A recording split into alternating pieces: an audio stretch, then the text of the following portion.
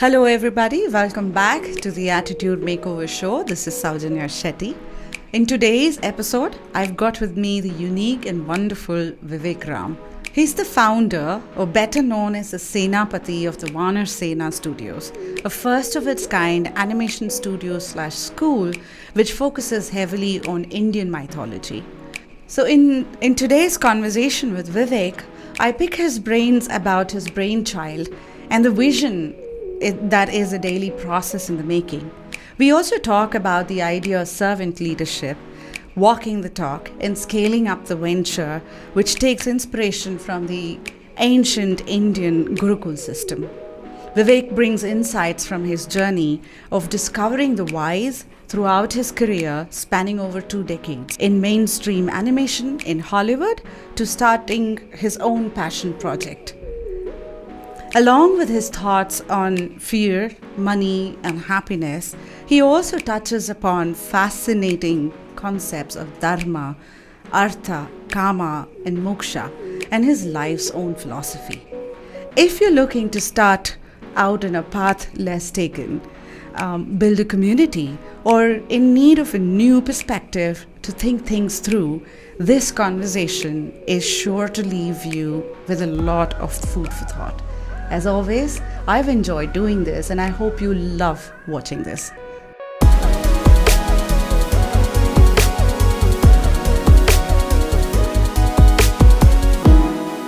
Hi Vivek, thank you so much for joining us. It's a delight to have you here.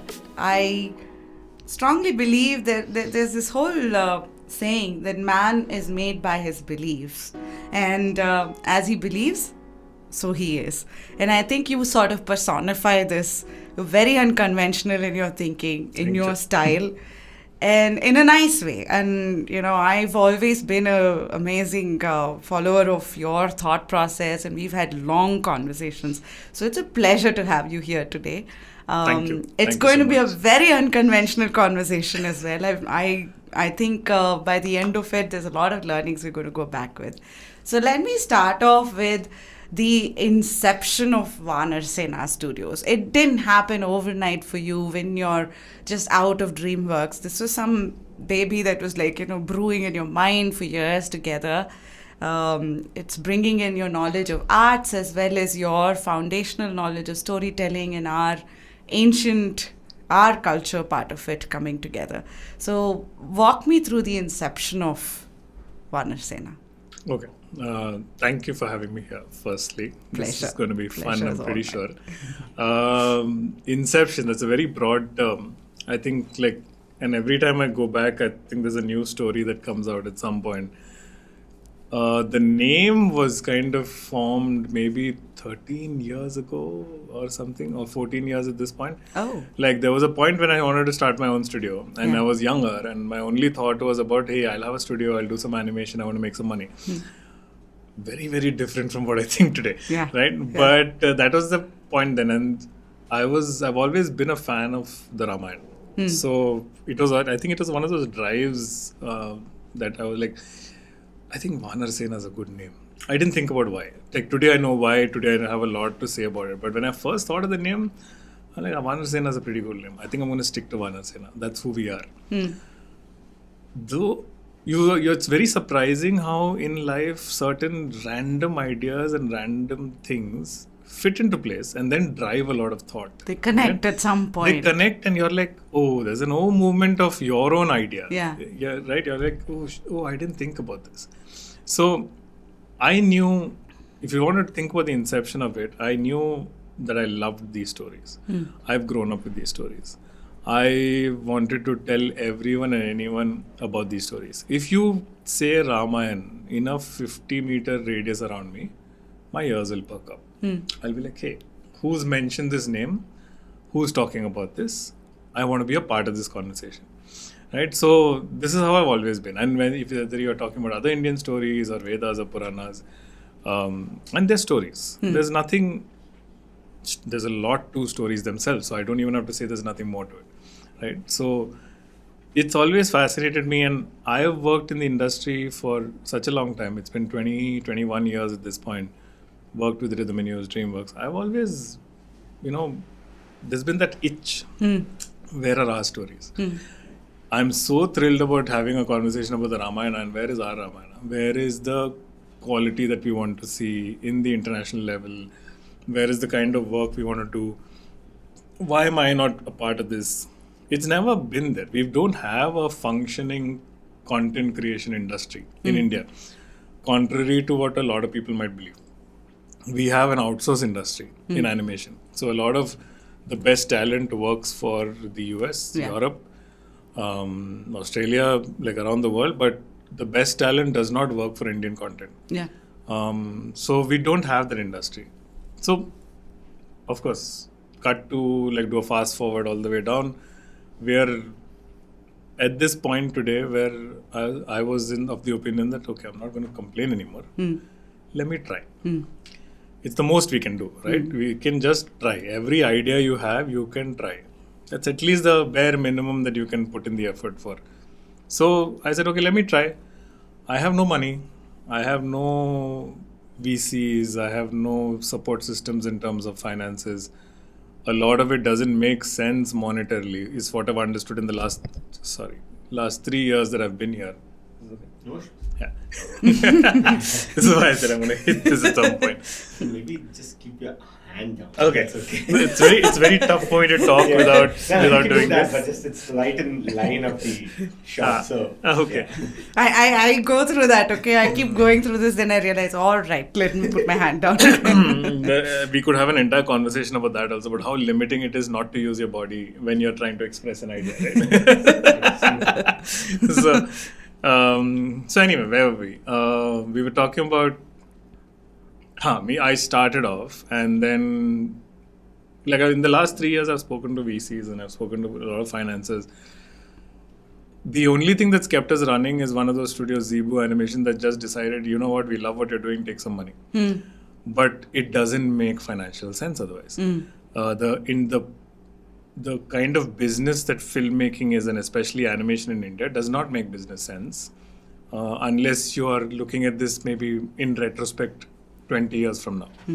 Today, absolutely not, especially with all the startups that are here and you're looking at putting in some money, making some 30% returns on it or 50% returns on it. It's not going to happen with animation right off the bat. So this was a tough road.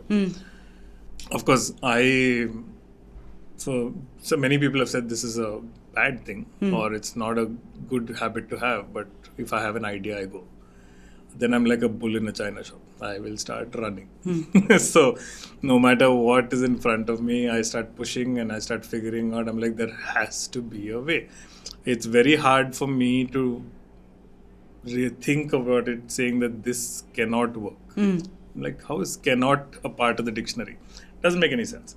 So I've been pushing. And then, of course, 3 years down the line, it's what we see today. It's surprised me.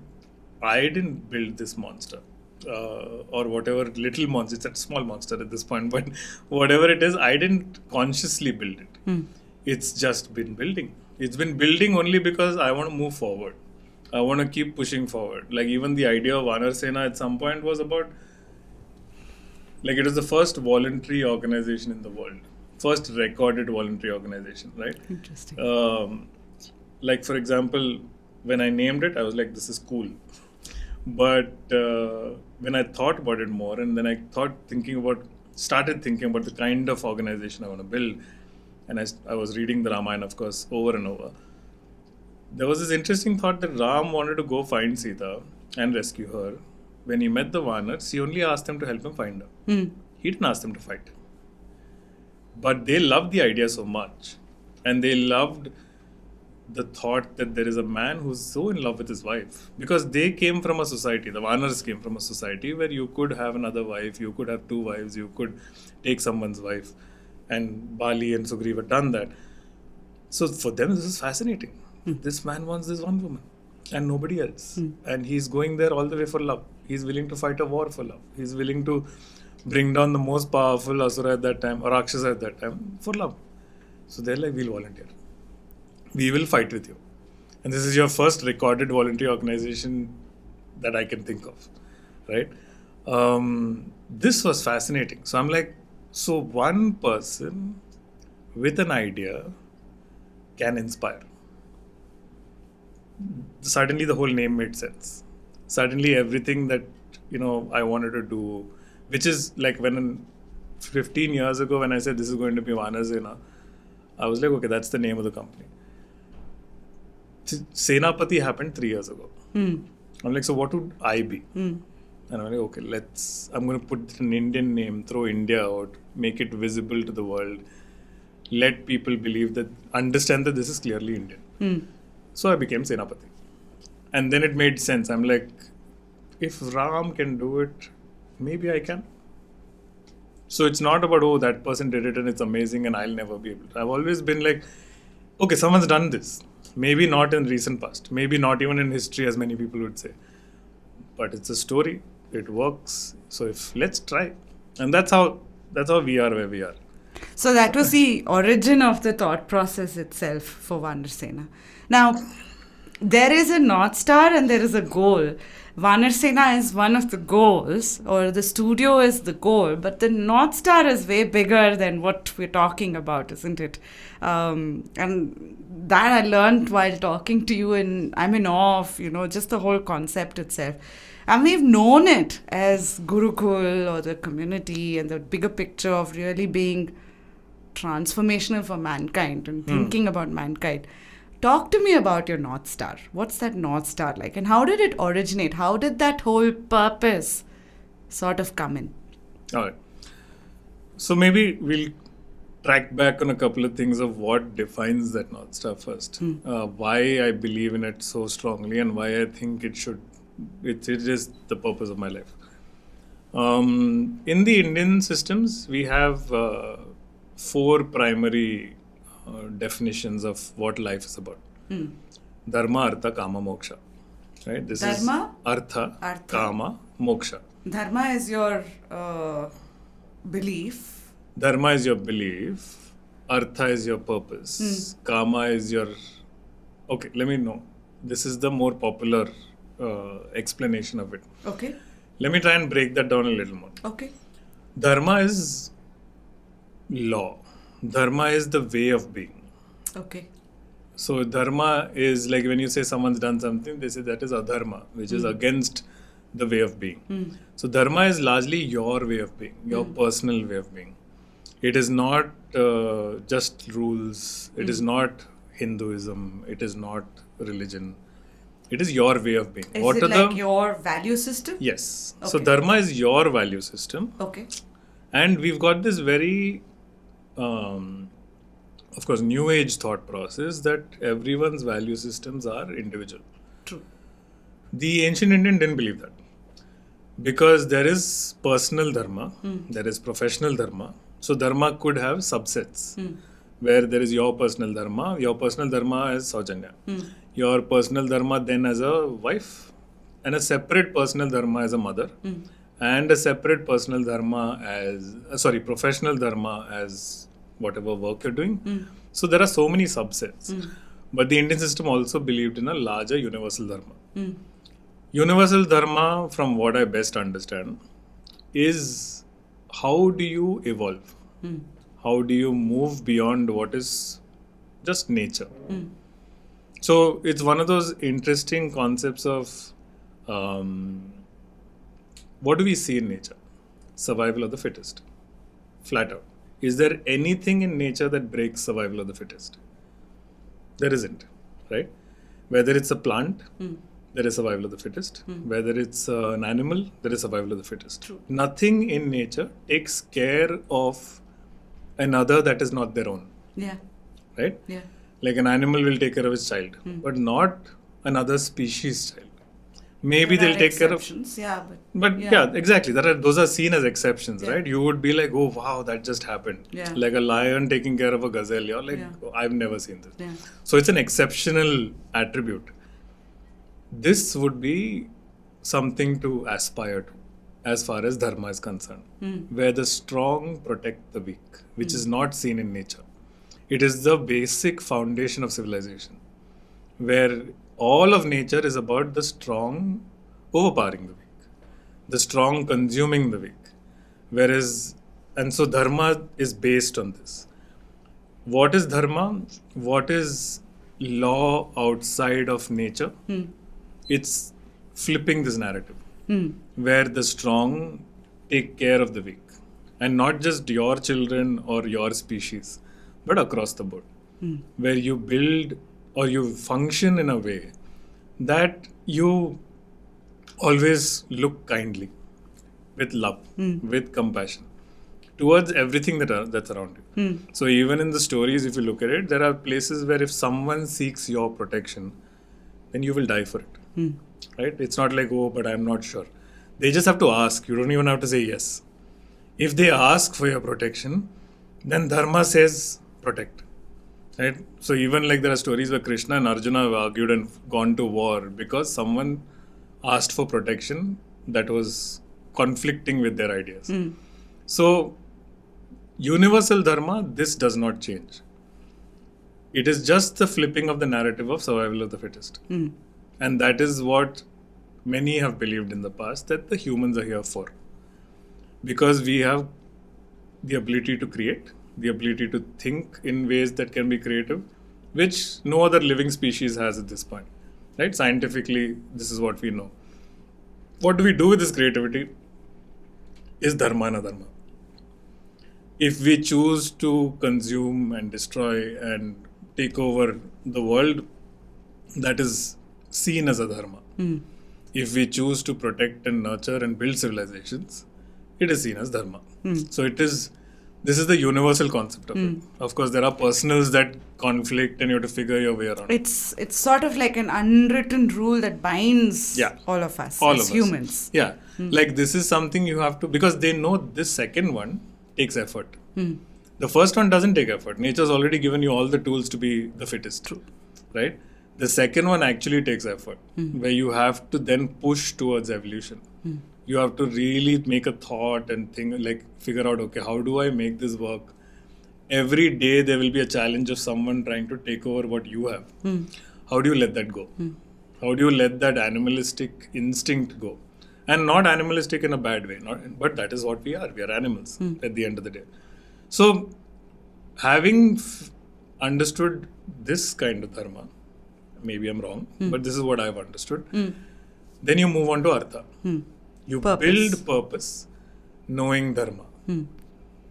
Then you move forward once you've figured out your purpose. But wait, let's dive into how do you figure out purpose? Because this is not easy. I think at age 40, 45, you sort of then start reflecting on what is purpose of life. But as a kid, as a teenager, or as a 20, 25-year-old person, this is not a common conversation or a thought itself that comes in, right? So how do you identify what is your purpose? What is Artha from the value that you've come with? I am not concerned about it, honestly. Okay. Because the bigger challenge is to identify Dharma. The first thing is to identify who you are. What is your value system? What is your value system? And not just that, understanding even something more universal, that what will lead to evolution. This can take 40 years. This can take maybe 100 years. Then we go into purpose. Because finding purpose before this can be detrimental. Not detrimental in the sense that it's a judgment, but you will have consequences to it. To yourself, to society, to all of it. If your purpose is very clear, but your Dharma is not.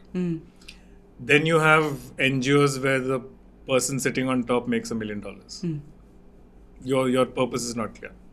Right? You want to help, but your Dharma is not clear.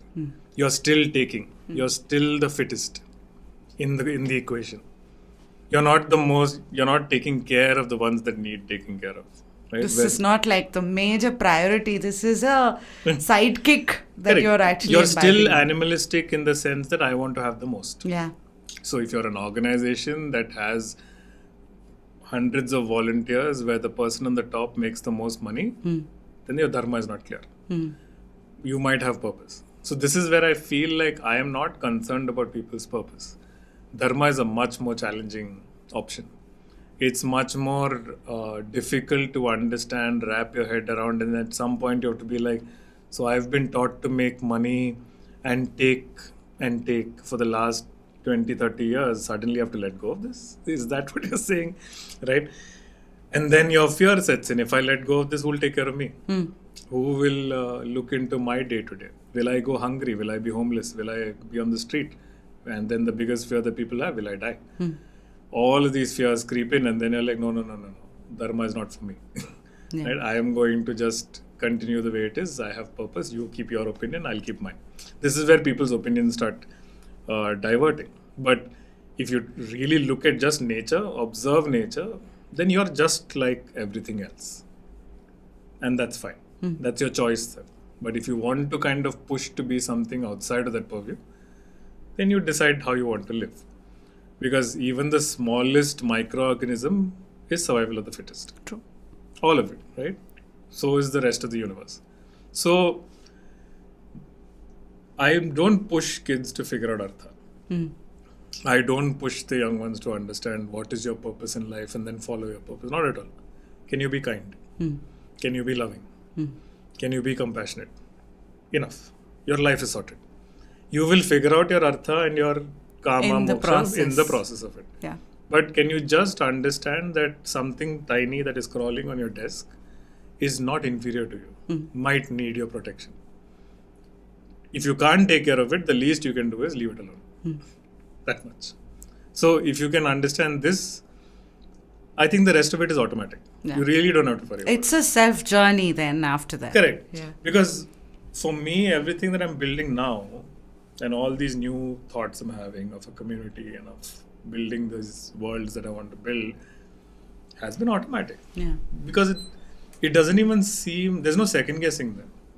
Once my Dharma became clear to me, and once I figured out this is how I want to live and this makes sense, and I'm not afraid anymore, I don't plan or second guess. It just happens. Everything happens. When kids say we want to work with you, I'm like, please come home. My identity of my home is gone. I don't think about, this piece of clothing is mine. I'm like, you want this cloth, here, take. You want this food, here, take.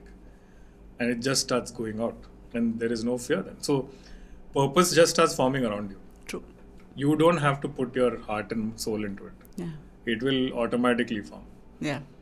Once that purpose starts forming is where we go into our karma, where you actually enjoy it. No one's saying don't enjoy this. You're sitting on a roller coaster, have a ball, right? Enjoy this process. Look at the flowers around you, smell them, listen to the music, go with it. And this combination, again, this is where I disagree with a lot of people, and again, my opinion, moksha is not after death. This combination is moksha. Because you're done with the cycle.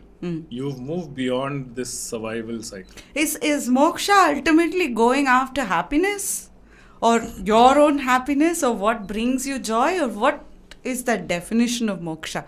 Let's say I've figured the dharma, I've figured the purpose, and I'm now also enjoying it in the kama definition. Right. Is then moksha like that moment where you realize the joy of just going through this process and executing it, or what is moksha? I'll give you another example. I'll try to explain this in a certain way. If you're breathing right now, Yeah. when do you really want to breathe? When When my you're body suffocating? wants. Yeah. No, But when you're not suffocating, you think about breathing, no, it's a very involuntary action. right? So why do you think about happiness? Right? Why we think about happiness when we are not happy, and that we want to be more and more happy because we're suffocating right now. Moksha is when this is how it is. You're just happy. I don't remember sadness, or I don't know what sadness feels like, or I don't know what many of those emotions feel like. This is my normal state of mind. It's an unconscious, it's not a voluntary thing that you go searching for. It's a You become unconscious thing that is already part of you. When you're born happy, Yeah. right? Yeah. Then there's layers of conditioning that society throws at you. True. There's a lot of things that kind of society pushes at you and says, this is what make you happy. You don't realize you're already happy, so you're like, okay, maybe that person is right. So you're saying, okay, maybe I'll do this and I'll be happy. And you do this and you end up unhappy. and there's someone else probably smiling larger than you, and you're like, maybe that is happiness. If because your sadness or your suffocation is more frequent, you want to be more happy. If your sadness is once in a while, then you're always happy. Yeah. So moksha is this, because you've figured out the combination of the first three. True. Then you're not looking for anything. True. I don't want a car. I don't want a house. Like even right now with what we've built, a lot of people are like, hey, can we help you? What help do you need? I'm like, I don't know. They're like, but you would need something. I'm like, I can't think of anything. If it comes, I'm like, hey, this is great. But what do I need? I don't know. I have no idea. I'm good the way it is. I am good the way it's functioning. And the rest of it will be figured. It will happen. There's no fear of what will happen a year later. So from Vivek, who was like a younger Vivek who was working for money in DreamWorks and, like in the realm of creativity, if I can call it that, to Vivek today who is not so driven or behind money, but is more in oneness with himself and that whole concept of this bigger purpose or the larger vision. How did that draw a parallel to that old Vivek persona to this persona? What are some drastic changes that have happened? That's a different person. It's a different person itself. And for good reason. Yeah. You need that evolution. It's one of those memes I read. And this is where the cancel culture gets it so wrong. It's one of those memes I read where if you're the same person that you were at, you are 40, and if you're the same person that you were at 20, that's 20 years wasted. It's good to change and it's good to evolve and it's good to keep learning and moving. If someone tells you you're exactly who you used to be, either you were amazing back then or you haven't changed, right? So one of the two. When that's what even social media gets wrong. When people make mistakes, we are like, oh, this person never again. No, why? Educate, understand, help them. They need help. And you help them and help them move and fit back into society. This is what we should be believing in, rather than cancelling someone off and saying, this person never again. That's just not the way to behave. It's not a healthy society then. So for me, Vivek 20 years ago, 30 years ago, whole different person. I'm divorced. My ex-wife would be like, this is not the person I was married to. That person was angry, that person had a clear opinion, black and white, didn't know much, was ignorant in many ways about the world and how the world functions. I wouldn't say I'm crazy knowledgeable now, but I maybe know better than him, for sure. And I'm happier than him. I was not a happy kid back then. I was making a lot of money and I was not happy. I was gaining a lot of awards and things like that, and I look good in the industry, but I was not happy. I was not like, hey, this is amazing. Of course, everyone, when they congratulate you or when they put you on a pedestal, you're like, this is great, but you're not happy when you go back home. And today, this is a different person. Today, I probably don't have much of a bank balance, and it doesn't bother me. There are people wondering how I'm doing this with the money that I make.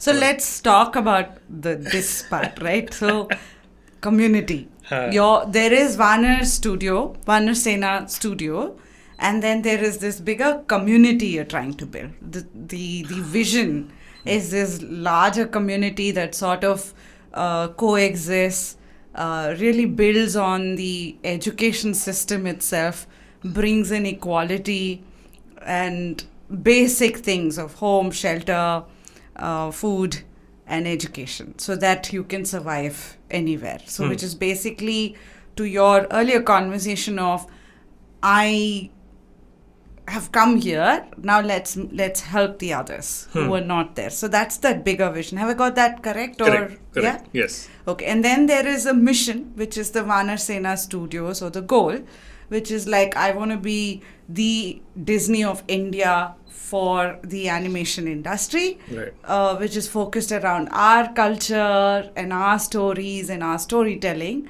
That should feed that should make enough revenue to feed this larger vision of building this community. Right. Sort of like the ashram and the Gurukul concept that we had earlier. Right. And this is not new. This has been there with us for almost 5,000, from 5,000 BC or something. Nothing original right? about this. So help me understand the Gurukul concept. There's a lot about the leader. You're actually going and staying in the ashram with the teacher-student relationship. And it's not just about teaching. It's also about mindfulness. It's also about spirituality. It's a complete personality Right. development. So tell me how far you've reached in this journey. What has been your process so far? So, how far I've reached in this journey, as you know, we can officially call it a Gurukul. Yeah. I have 5 students who now live with me, work with me, eat with me, and we all try to build towards a common goal. Yeah. Right now, they're not building towards anything because they're still learning, and so right now it's a Gurukul. It might become an ashram. So the Gurukul is where I'm teaching, I'm helping, I'm sharing what I know, so that they can get better at what they do. And of course, there is no boundary to it. They can leave whenever they want. They owe me nothing. So it's purely done from while you're here, I can help you. If you're not here, you're not here. And if you choose to stay back, then I guess the ashram will also become a reality.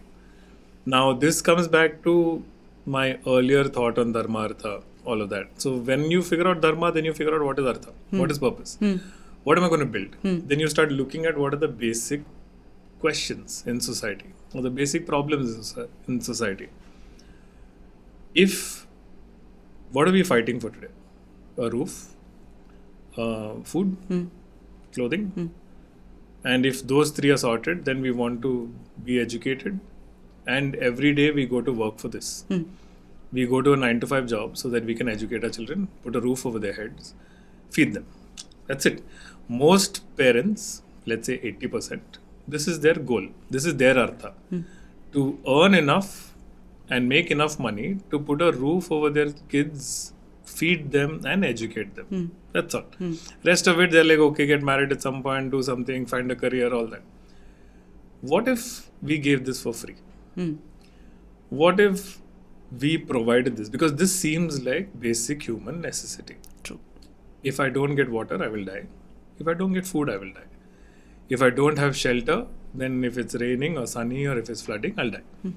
So my basic survival is based on this. But the planet has given this for free. Why have we charged for it? When we were struggling in the forests, the planet gave this for free.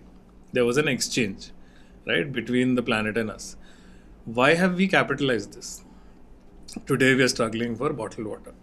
Even water is a commodity. COVID has kind of shown us oxygen is now a commodity. We've commodified everything. And we're taking away things from people. So for me, my Artha was, can I provide basic survival to people and provide education so that they can then fly from there. I take away basic fears. We're all driven by multiple fears. If I can take away basic fears, then maybe they can work on their other fears. Personality fears, whatever issues they have, whatever insecurities they have, they can start working on them. But at least let me figure out what ground fears I can take off.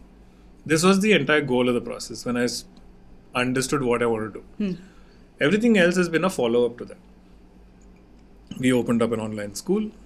Today we have 150 students who are learning for free. We've made it a rule that we will never charge for the education we give. Whatever infrastructure we can afford, we'll afford. I am not sitting on a ton of money. But whatever little I have, if I have 5, I will give you 4.5. Maybe I'll eat with the rest of the 50 paisa, right? So that I can continue doing this tomorrow. If I reach a point where I don't need the 5 at all, I'll give you all 5. So that I can then help you uplift your life. Like you asked about happiness earlier, and everyone's looking for happiness. I have an abundance of it. Can I now share it? Can I now help you, not give you my happiness, but help you learn what I've learned? So that you can also be happy, then maybe you'll create more magic, right? You'll create more wonders in the world. Sort of pay it forward. Well, let's not even lose. That's again a value-based narrative. Yeah. It's again I wouldn't say West, but the way we've progressed in society, everything has become value-based. Even kindness is paid forward, right? So that is a payment that you got. We're looking at everything in terms of money. It's not paid forward. It is just kindness. It is just compassion. It is just trying to help. And if no one's giving you also, you are still trying to give. Like one of the basic rules we have within our structure in the house is, can we try and learn that if I take 1, I give back 10?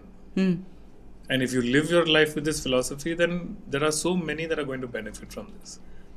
And we're not looking at large numbers. Let me help 2 people. Let me help 5 people. Now, if each person thinks like this, you have a magical world already. Yeah. You have a very kind world where everyone's sharing things. There is not even a barter system. It's not like, oh, if you give me that, I'll give you this. It's just like, I have more of this, take it.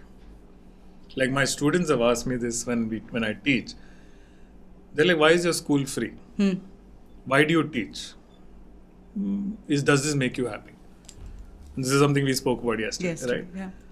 I tell them it's first, I am happy, therefore I do. I don't do to make me happy. If I'm not happy, I won't do. But I'm happy, therefore I do. So if you all leave tomorrow also, I'm still left with happiness. There is no failure in my book. The second thing, you are thirsty and I have a glass of water. What is the most logical human thing to do is to give you that glass of water. I'm not thirsty. You are thirsty. I'll give it to you. Why do I expect payment for this? If I am thirsty tomorrow, we'll see. If I can build a world of kindness, I will not be thirsty tomorrow. But right now, someone has to start. Someone has to push that out. Someone has to give it. But if you're all going to hold on to it, then nothing's going to change. So this entire community was built on these structures. Today, first we started the school. So education became free. I'm like, okay, so how do I figure out food, water, shelter?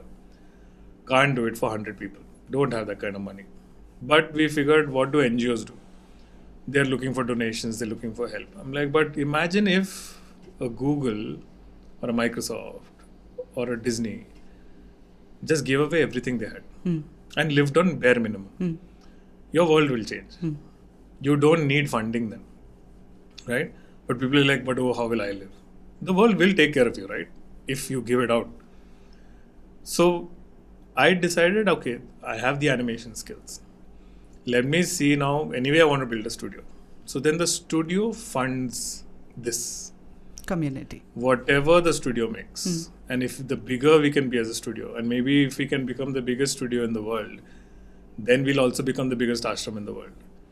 Because the studio will fund this. Whatever we make will go directly into this. Whatever I make for sure is going directly into this. I'm not going to force anyone else in the process, but I'm definitely going to do it myself first. And if others choose to follow, then great. But this is going to be the business model of the ashram, where we entertain people, and with what we make, we will take care of people and kind of pass that cycle around. So with the ashram, at some point, the goal is that we will shelter them. We will at least feed them for starters.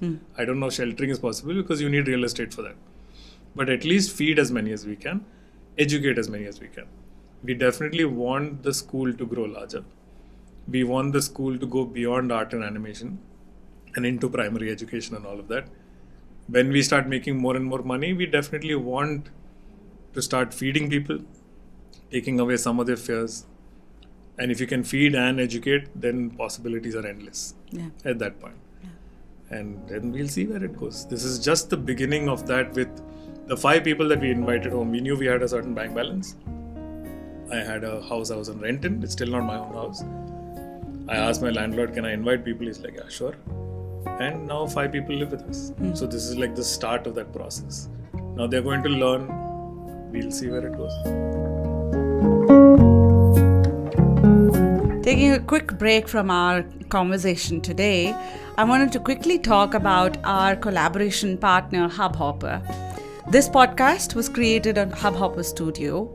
If you wish to start your own podcast for free, please visit www.hubhopperstudio.com. Hubhopper is India's leading podcast creation platform. Start your podcast with Hubhopper Studio and get your voice heard across platforms like Spotify, Gaana, Google Podcasts, Wink Music, and many more. Click on the link in the episode description or visit hubhopperstudio.com. Thank you, Hubhopper, for the collaboration. And now we go back to our conversation. So I have to describe the house. Yesterday when I came home, it's not a big house. It's a beautiful house. You have Pooja and you, and then 5 dogs already in the house. There's a garden, and there are 5 students. 5 students who come in from various walks of life, from various backgrounds, from various cities, who've known you, who've like followed you for years, for the art form that you've created, look up to you for not just the art that you're teaching, but the philosophy or the mindset as well. And they've left home and they've come to stay in this house together. So that's like, what is that? 2 + 5, 7 + 5. That's a full house that we've got. And you'll cook together, you'll eat together, you'll work together, you'll play together. Everything happens in that house. For me, this was like first time, right? And I remember asking you, dude, are you sure about this? And tell me, when I spoke to the students, each one came from different backgrounds, right? And why they came here was also very interesting. Each one had a story about, like the kid from Himachal, about how he grew up in a village, and the whole idea of, I found that interesting. He said, "Hamare gaon mein, if you're not smart enough, you become a farmer. If you're average, then you become like BCom. And if you're smart, then you get into BSc or BTech." Right. And that was like, wow, I didn't know that's how that demarcation clearly happens out there. So, and then you have kids from the metro, the chartered accountant as well as the girl. The mindsets are very different. So now you've got different mindsets coming into your house. Tell me one thing, let's start with the foundational piece is this role of Senapati. It's not a authoritative leader. It's one of a servant leader that you really follow, right? The concept of the Gurukul is, I am a doer, I'm going to do this and you're going to do it with me. And in this process, you're also going to learn certain other life skills or your thought processes and things like that. What, according to you, is the role of a Senapati or a leader in a Gurukul or a ashram concept? Okay. So we spoke about this some time back also, about the idea of communities. And in India, we had communities for the longest time. We've had Gurukuls, we've had ashrams. You asked this even earlier. This is nothing new in this idea. Why did they fail? First question largely is, why did they fail? They fail when you stop understanding what your real dharma within this is. Yeah. Why did joint family structures fail? Why did we become nuclear families? Why did the world largely go towards nuclear families? Because the one sitting on top stopped looking out for the lowest common denominator, right? You had patriarchs or matriarchs or whoever ruled the family who decided what was good for everyone. Nothing was democratic. Nothing was seen as, there was no thought to it, and no one was asked. So the youngest would always complain. Someone would try to make more money out of this process, which would be the people on top, which we largely see even in society today. And you would never let go of power. True. Whereas the older ancient systems would always let go of power. If you crossed those days, the age category would be around 45, 50 to 60. You would let go because you would have grown up 30, 25, 30-year-old kids by then, or even maybe 20-year-old kids. And you'd pass on power and you'd pass on responsibility. And you'd either be taken care of in the palace or you'd go away to the forest and say, my life is done. Today, look at the age of the people in power. And everyone's still holding on to it. So, you realize that most of these structures fail because people stopped letting go of power, one, and people had the idea of power. These are the two big things. In a community structure, you cannot have power. You can have authority because then there is some leadership and direction, but you cannot have power. You cannot look at it as power. And you have to look out for everyone. So with our community and what I've learned in the process, my job as Senapati is to advise them to work as a unit, to not have individuality. The idea of personal space, individuality, all of these things was very alien to India. So I tell them not to be individuals, not to look out for themselves, to look out for everyone together.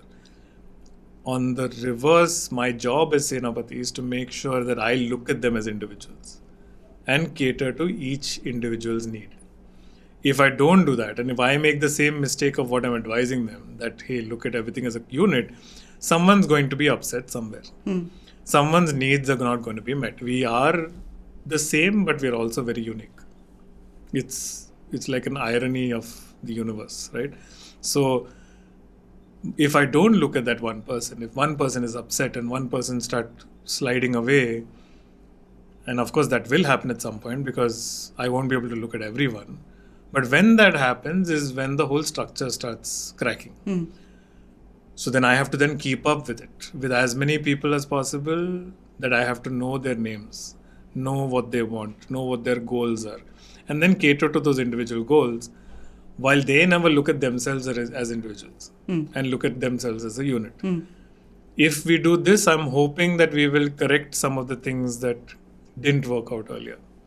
Even with how we've brought in people, the first thought was, I will take the least. I will open up my space. So I pay the rent. I requested my students if I could have the room, even though I'm the one paying rent. So it's not my right. It is not something that I have to have. Then they're like, okay, you can have that room, we'll have this room with the whole space is open. They find it very odd that I'm even asking them something like this. But I'm very clear of the narrative in my head that this is a common space. This is a common house, and now everything is for the community, right?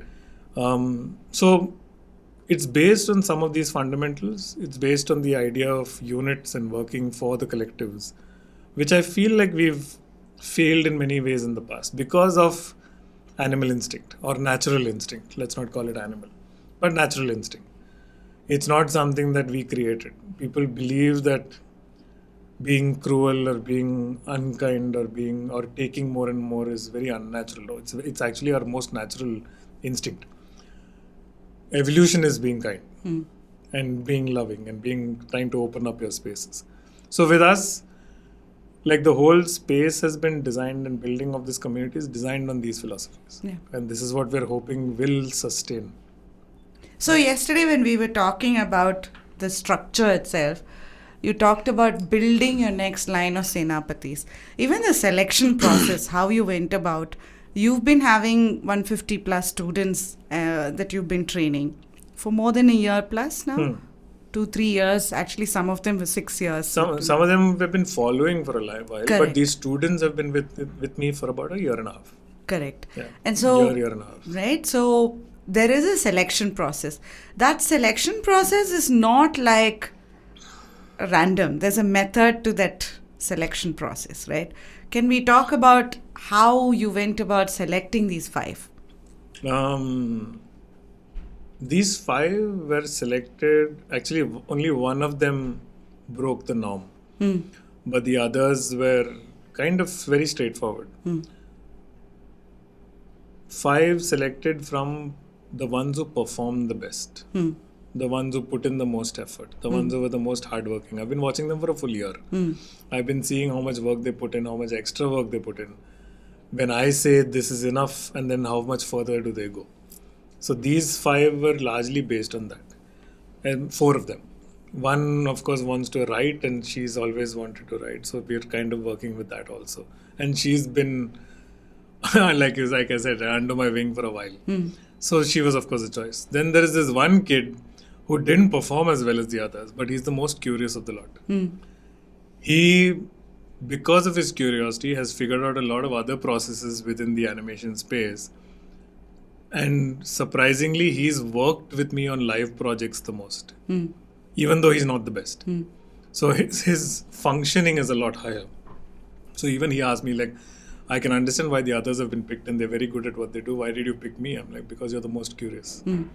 Your curiosity is a plus, is a huge plus. So these were picked based on those kind of merits. And of course, amount of money and space. I can't afford more. So was it also, Vivek, when you picked these 5, when we spoke, you mentioned that you have a couple of projects already in the kitty for the year, for this year. So the rentals and all are taken care of. There are 2 projects in the pipe, and I know there is work. This is the work.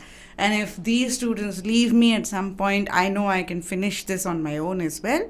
And so that's where the first onset of this Gurukul is starting. Now, with that background, did you pick these 5 based on the project needs that you've got, or based on more holistic nature of the kids who are coming in and evaluating on what are some of the strengths? More holistic.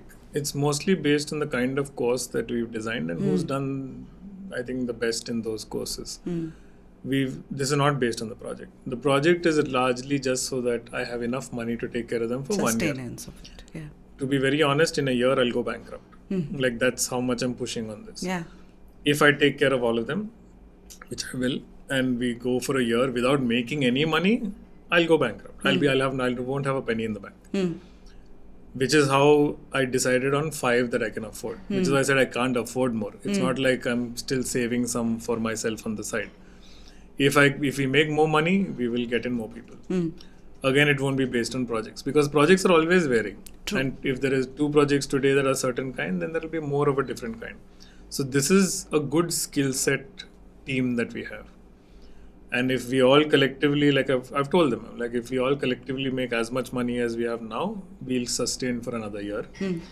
If we don't make that much money, then we'll have to figure out what our next creative option is. Nothing is a failure. Yeah. And it's a journey. It's a journey. We'll figure out our next creative option. Yeah. It's just finding the next route. Yeah. And if we make double of what we already have, then we will call more people in. Then maybe we'll call the next 5 in. And there are people that I already want to call. It's just that I can't afford it right now. Yeah. So when we can afford it, then this gets bigger, then bigger and bigger, and then we'll see. And in this concept, there's also a lot of training, and you're not just teaching them the art form. You're talking about the holistic thing of running this, like each one being trained to be a Senapati tomorrow, right? Not yet. Okay. That's still a while away. I Okay. want them to first be good artists. I want them to first understand what pulling their weight is. Being Senapati then also means the mindset. True. And that you cannot force. I can't even teach that. I can only inspire that. And for that, then I need to live a certain way and make sure I live a certain way.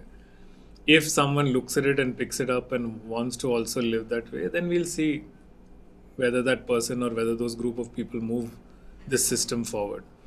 But I can't teach that as lesson 1, lesson 2, lesson 3, and then say you have to be kind. that doesn't make any sense. True. Right? So that we'll see. So it's not an immediate process. These kids are there. These kids might become, 5 years from now, these kids might become like, this is where they started and this is how one of them became Senapati.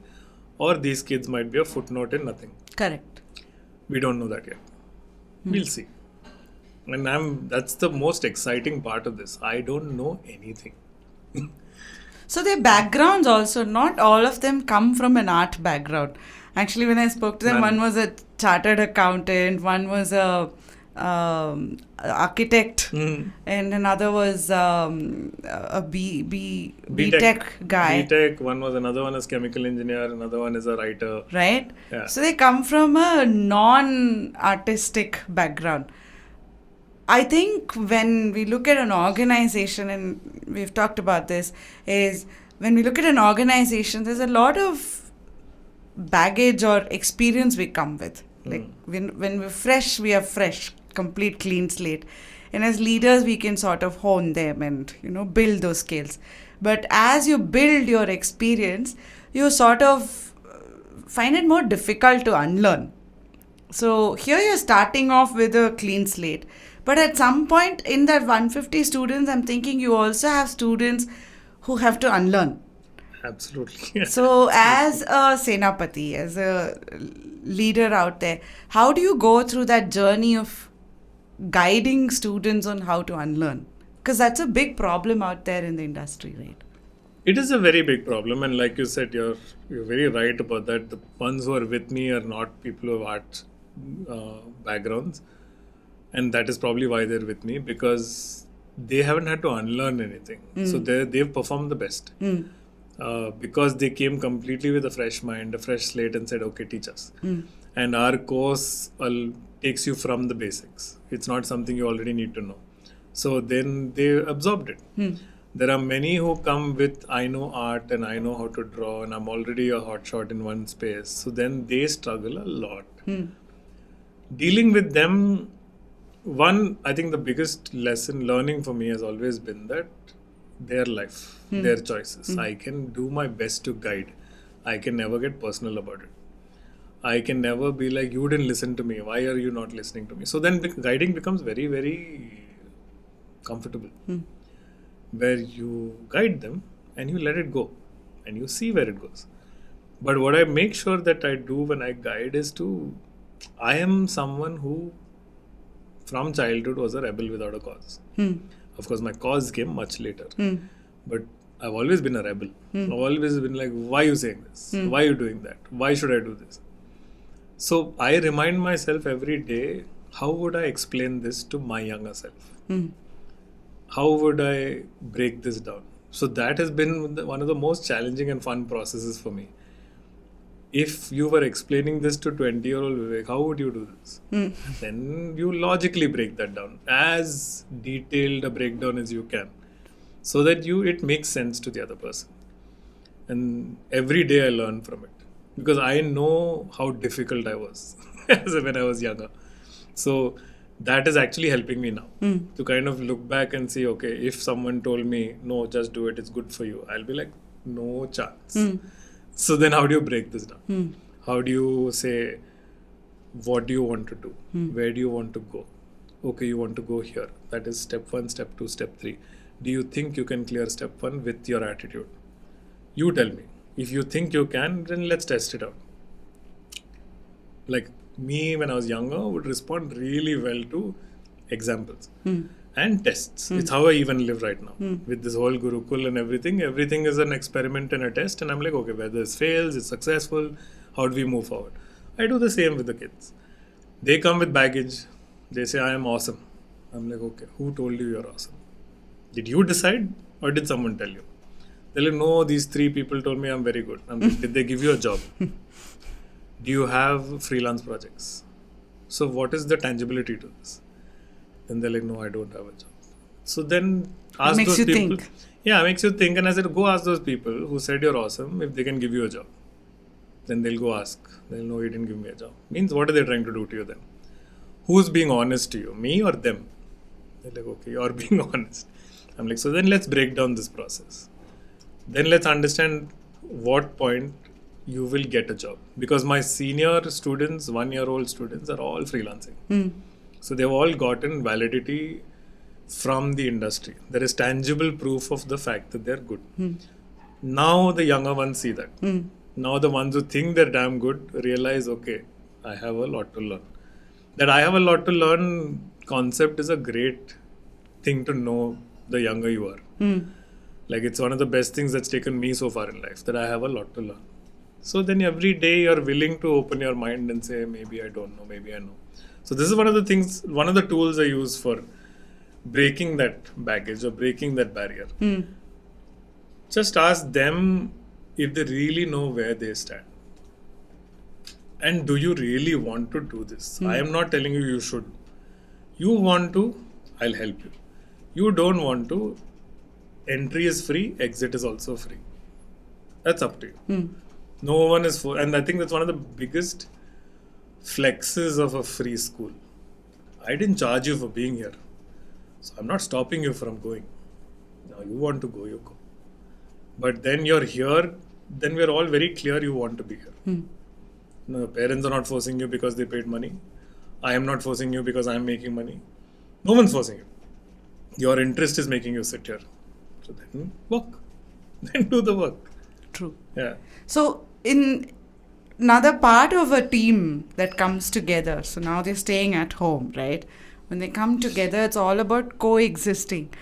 And teamwork is not that easy. Teamwork is like really hard. And at some point, different people don different hats. Like when we were talking about the concept itself, you mentioned that today you might be a Senapati, tomorrow you might just be one of the team members, someone else is taken on, Right. Driving the project. Help me understand first the concept or the vision of that, and then as a Senapati, how do you hold the team together? Because there will always be disagreements. There will always be, usne ye kaha, I don't like this way of working, and there will be somebody who thinks differently, Right. and who will be outlined or outcast as like, iske saath kaam nahi karna hai. Right. So how do you go about? Okay. So first I'll answer the first one. With the structure that we have, we ensure that there is no power. If you're mentor today, you will be student tomorrow. And we keep cycling that. So no one has a hierarchical position within this entire setup except me. And with me also, I make it very clear to the students that someday there will be another Senapati. So from day one, I am ready to step down. And I keep that in my mind on a daily basis, that I am going to step down from here. And then someday someone else will have to pull this and take it forward. Not that I will disappear at that point, but I will work like one of the volunteers at that point. And someone else will lead. I'm just giving away the leadership position. Because everything has to be led. You can choose to have communities without leadership, but they will disintegrate very soon with similar situations as what you said, where people will fight, people will have disagreements, people will argue, then your natural instincts will kick in at some point, and then there's no one to really guide you. So communities without leadership have this problem, or they're not communities. So with this space, I'm willing to give that up. I want to give it up for my own growth. Otherwise, I'm going to hold on to it and my natural instincts will kick in. True. I am not averse to this either. Yeah. Right? I'm not going to escape from this cycle. So I have to make sure I put checks and balances to make sure my natural instincts don't kick in. Having said that, so we do that with the entire mentoring setup. There are mentors, let's say for animation and for drawing. The animation mentor learns from the drawing mentor. The drawing mentor learns from the animation mentor. So neither of them are superior in any way. And if the drawing mentor takes a break for a month, for a vacation, I make sure that they refresh their learning.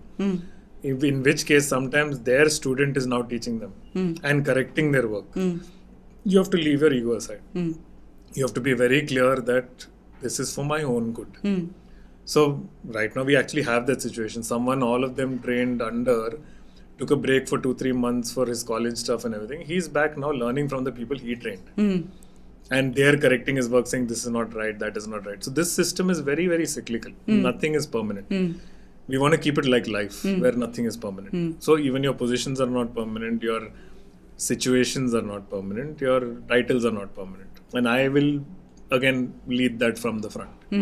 That every month or so I remind them that this is like a 20-year window for me. In 20 years, if I don't have another Senapati, I have failed. And this has not worked out well.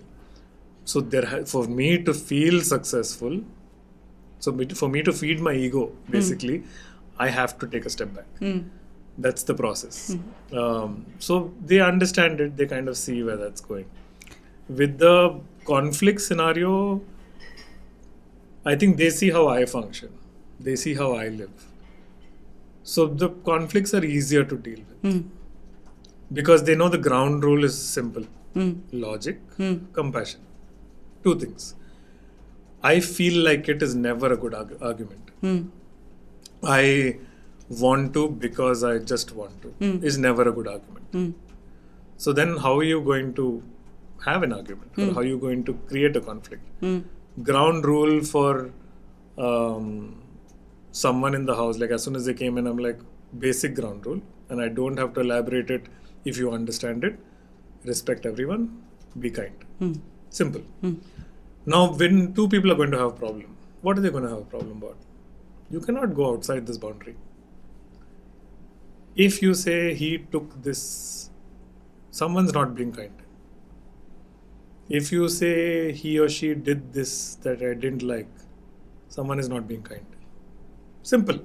Then you break it down to such a simple logical baseline that it's not a difficult conflict to solve at that point.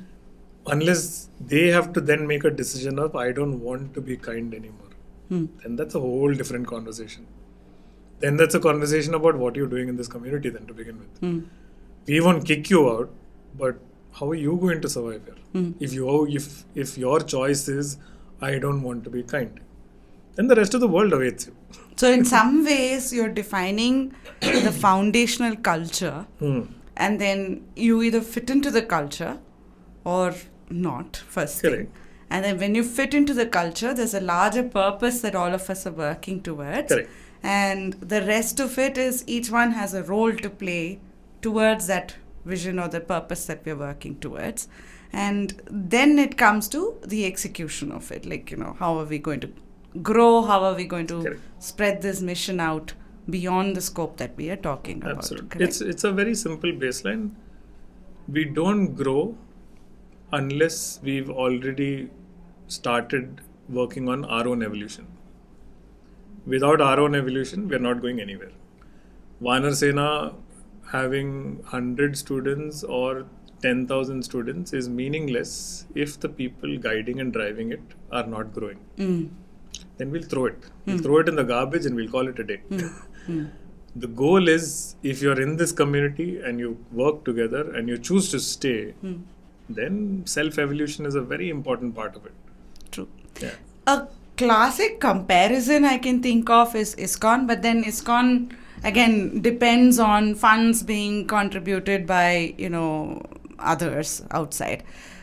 In the olden ancient historical stories that we've heard, is there a comparison to a Gurukul of this sort that you can draw an analogy? Is that Dronacharya? Is that who would be a good classic Gurukul of how it started to how it scaled to this vision that we're talking about?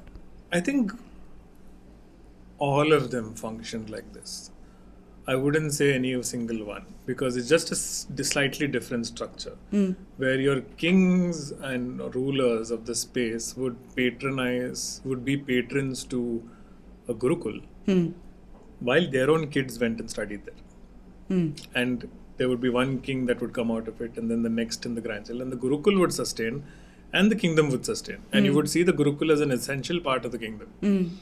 So you had a system that worked. It's not like let's talk about one person. It's like a government providing. It's ideally what a government should be doing, right? If we were kinder as people, it's ideally what we would expect from the government: free education, free healthcare, free resources, so that we are all happy. And then we look at how much more tech and loveliness in the world we can bring. Maybe some countries have already started moving away, but should healthcare and education be free being a discussion is a very sad state of affairs. It should be. This is what you as a government should be doing to take care of the people. Now, of course, the government can't, so we are trying to do what we can do as individuals, and I'm sure there are many out there like what we are doing who are trying to do the same. But in the olden systems, this is what they did. The kings took care of the Gurukuls took care of the education. And everyone just functioned. No one, and you had Guru Dakshina for different reasons. That's a whole different philosophical reason there. But that was not payment. Right? It was just so that you do not owe debts. That's a whole different system. But while this, if it was a prince or whoever it was that lived in a Gurukul, you didn't know. You didn't say that this one was prince and son to the king and whatever, because also safety reasons at that point, right? Then you want to kill that prince. But the prince would clean and cook and take care of the Gurukul just like anyone else there. So the maintenance of the Gurukul was a part of the community. The funding of the Gurukul was a part of the community, where the kingdom itself is a part of the community. So it's one large community. We look at Gurukul as separate, but that wasn't the case. It was one large community. Vashishta had his own Gurukul, but Vashishta was sitting in the palace with Dashrath and everyone else. Vishwamitra would go sit in palaces, but he also had his Gurukul. So it is not separate. These are not separate entities. So in some ways, if I could draw an analogy, Vivek, to our starting of the conversation, there is the Vaanarsena Studio, Correct. which will feed to the entertainment, and what that Gurukul outcome gets is fed back to the community, is going back to this concept of Vishwamitra or any of these guys, where there's a Gurukul, you've got the products that you're building or your outcomes that you're building, and that feeds back To society. to the society, which grows, which then feeds back to the Gurukul. back to this. Yeah. So that's the model or the vision that we're going after. Correct. And it's a very natural model. Yeah. It's what happens to plants and animals and everything else. Yes. Cycle is important. Yes. Otherwise, one will die very soon and it won't sustain as a system. Not die. Death is part of the cycle. But something has to die for something new to be created. But it won't sustain if it's not a cycle. So this has to feed that has to feed this. And it goes back. It's a relationship then. Just like every individual is having a relationship with every other individual, the system itself has a relationship. True. And how is technology helping you in this?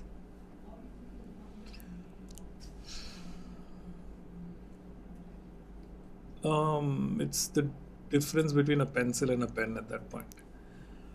Tech is always going to be there. And we look at tech as AI and all that, but at some time in history, the pencil was tech. Yeah. It's a tool, you're saying. And so was the pen. It's a tool. Your mind is a bigger tool. Your mind and heart and soul, or whatever you want to call it, is a much bigger element in play rather than tech. Tech is a tool. Today you have VR and you have AI and you have AR. You'll have something else in 10 years. And then something else 10 years later. That's always going to change. And that is always going to help you if you know how to use it. Pencil can be used to poke someone or draw. It's how you choose that tech. So tech is tech. Tech is tangible. Tech is emotionless. What you do with it is what really makes the difference. You can choose to create weapons of war, or fertilizers that are harmful, or medicines that are helpful. That's completely up to you. Yeah. So I honestly don't think about tech. Very, very unpopular thing to say nowadays, but I'm not someone who thinks much about tech. You probably use it more for your community reach. And, because yesterday I sort of assumed, and that's my naivety, that most of your students are more from, Bangalore or something like that. But when I started talking to these kids, some of them followed you for a year, look up to you for your work, they've done their research, and then they've, saved money or working for months together to get the iPad to actually then get into the art of creating content. And then they've come. So they've earned that seat as a student of yours, right? Absolutely. So it's not as simple as, it's almost like how we strive to join some company, like some of the big companies. When you're studying, I want to go work here sort of thing. It's almost like that. At the same time, at some point when I am pretty well versed with a set of skills, Do you fear the dismantling of the community? Where are the failure points for this community? No, I don't fear it. If this entire thing dismantles entirely, where am I left with? You What am I back left- to your old. I'm back to where I started. I'll start again. There is no failure then. Failure would be if I don't start again. So the onus of failure rests with me. If I don't choose to start again, and if I get upset or if I get sad, then I have failed. If all of them leave, I am exactly where I started and I start again. It's the classic snakes and ladders situation. You go up and come You down. go keep up and you going go back. down and you go up and you go down. And I was very surprised to recently find out that game comes from India. It actually talks about your karmic life, Yeah.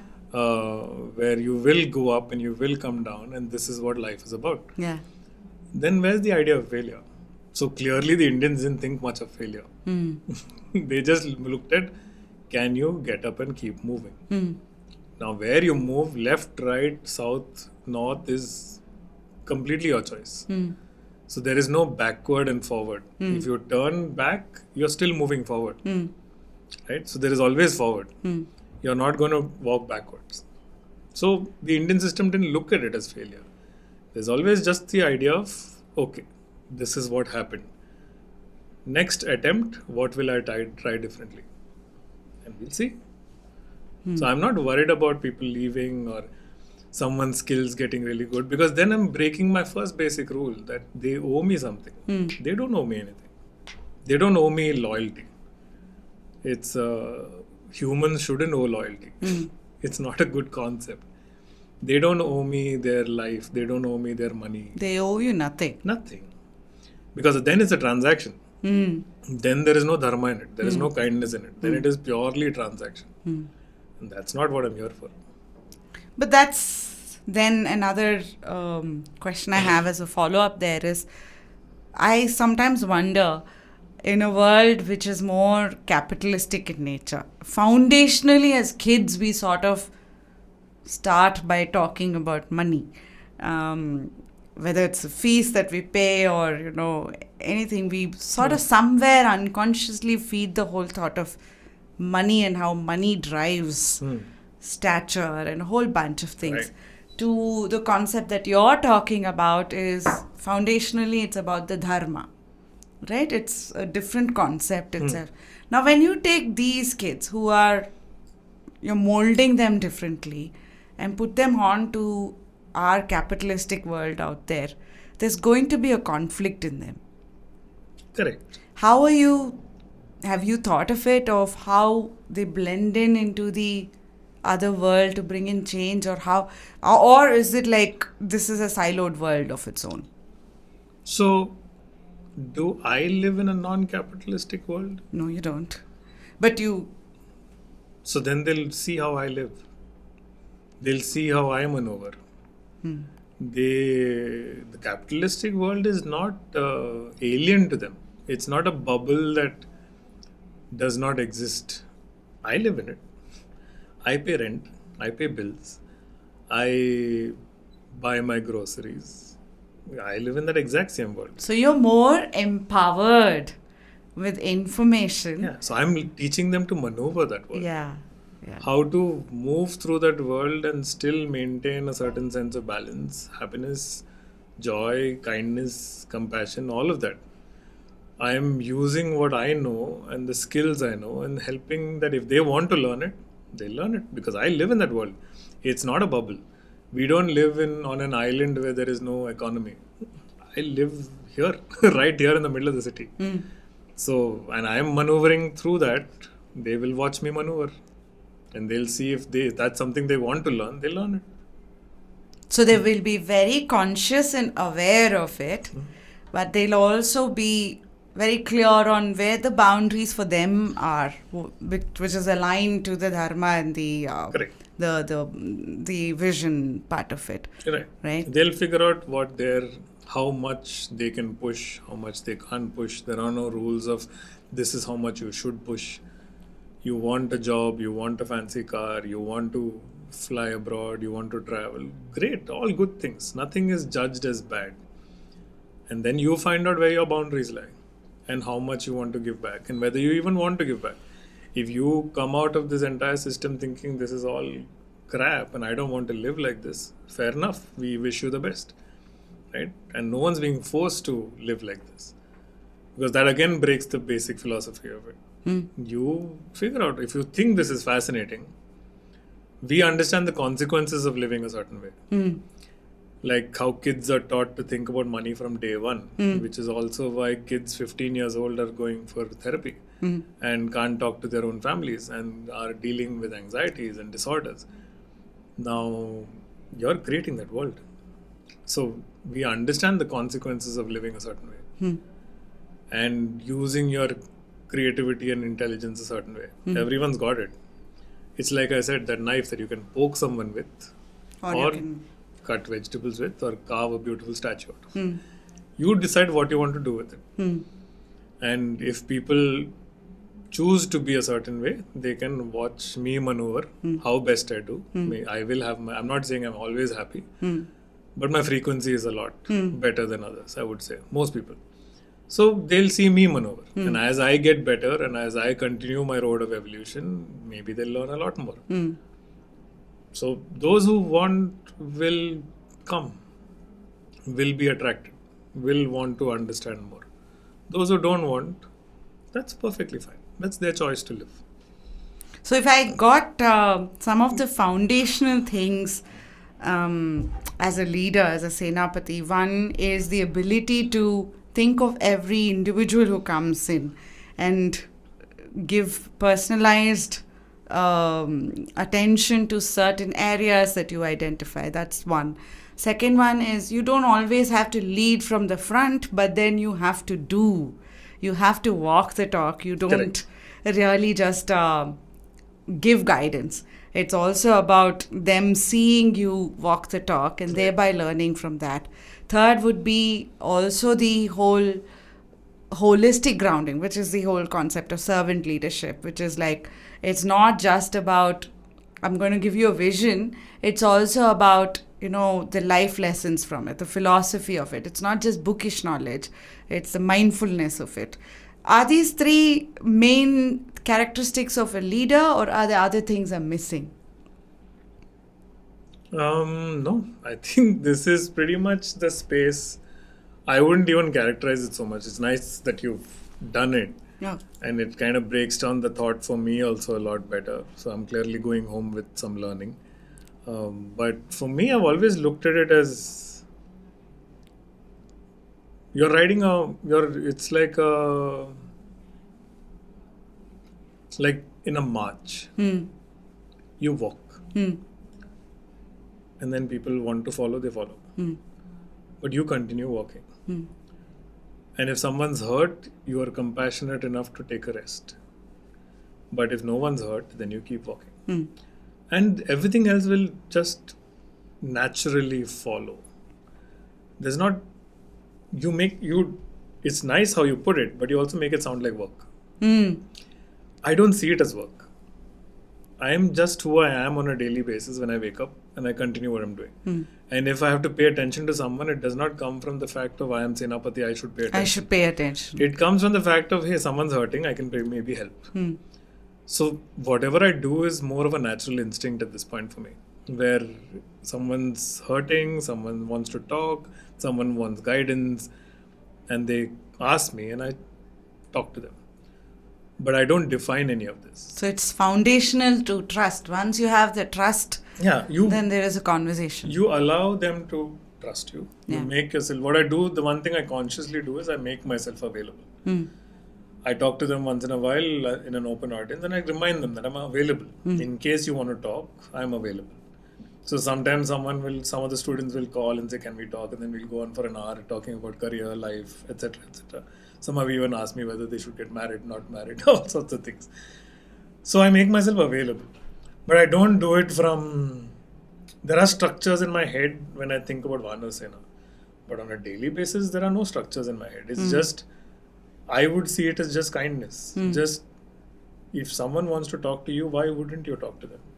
And most of the time, 90% of the time, I keep my work aside. Everything goes to the side, and I'm like, okay, let's talk, and let's figure out where I can help you. And a lot of people would disagree, saying, but your work is important. And then we're going back to natural instinct. Then you're trying to survive. I'm not trying to survive.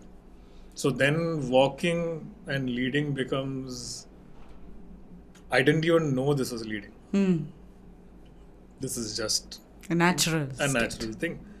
A lot of people now look up, and that has started adding a little pressure where they're like, okay, you tell us what we do next. And I'm like, no. We will all decide where we go next. Yeah.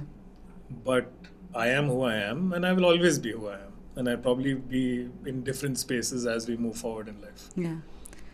Today they've come home, I told them, I'm like, we're not going to talk about philosophy unless you have questions. If you don't have any questions and you're happy with your art and animation, you will find me sitting in a corner. I am not... Let's revisit this entire conversation, right? I don't have a dream that I'm hoping to realize. I know the road I'm on. If I get there, great. If I don't get there, I'm not going to complain. Because I'm not dying to get there and then forcing the world around me to push to that direction. But it'll be nice to live in a world like that. Yeah. Right? So it's not a daily thought of Senapati. What should Senapati do? What should the community be? How should we structure it? What is the stress points? It has to be natural. As we learn to be kinder, loving, help people around each other, if this is where it goes, this is where it goes. I didn't think I would have a school 2 years ago. I have one today. So then we move with it. So it's not no definitions. What did you learn from your students? I learned, or I was reaffirmed of the belief that the world is an unkind place. I was very disheartened with how we educate the next generation. What, like you said, the focus is on money, future, stability, security. We have none of that. Death can happen at any point, and I don't know who we're kidding, right, with all of those concepts.